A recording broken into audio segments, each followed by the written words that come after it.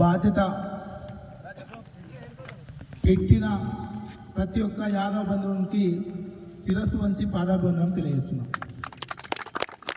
నా జీవితంలో ఇదొక కళ.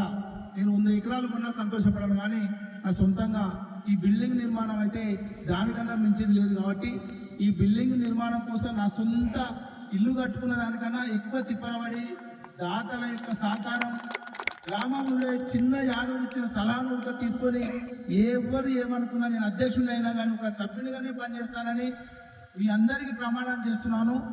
మాట తప్పకుండా సంవత్సరం లోపల పూర్తి చేయడం కోసం ఈ కమిటీలో ఉన్న కార్యవర్గ సభ్యులే కాకుండా గ్రామాల నుండి ప్రతి ఒక్క యాదవులు కూడా కలిసి అతని యొక్క సలహాలు, సూచనలు, ఆర్థిక పరమైనటువంటి డబ్బులను కూడా సేకరించి దీనికి, ఎందుకంటే మనం ఒకసారి యాడ్ చేసుకోవాలి, ఈ భూమి మనకు రావడం కోసం మన కోసం తిప్పలబడేటువంటి రామలక్ష్మణుడు ఎక్కడున్నా కానీ మనం ముందుగా తెలపాల్సిన అవసరం ఉంది.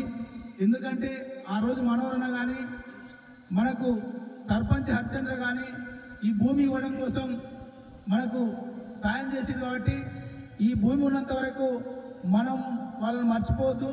ఎందుకంటే మనోళ్ళు మంచోళ్ళనే ఉద్దేశంతో మనకి ఇంత పెద్ద ప్లేస్ ఇచ్చారు. అచ్చంపేట తాలూకాలో ఇంత పెద్ద ప్లేస్ ఉన్నటువంటి ఏ కుల సంఘం లేదు. ఈ బిల్డింగ్ కూడా 38 పిల్లలతో నిర్మించడం జరుగుతుంది. కాబట్టి ఈ బిల్డింగ్ అంత పెద్ద అచ్చంపేట తాలూకా ఏ కుల సంఘానికి లేదు.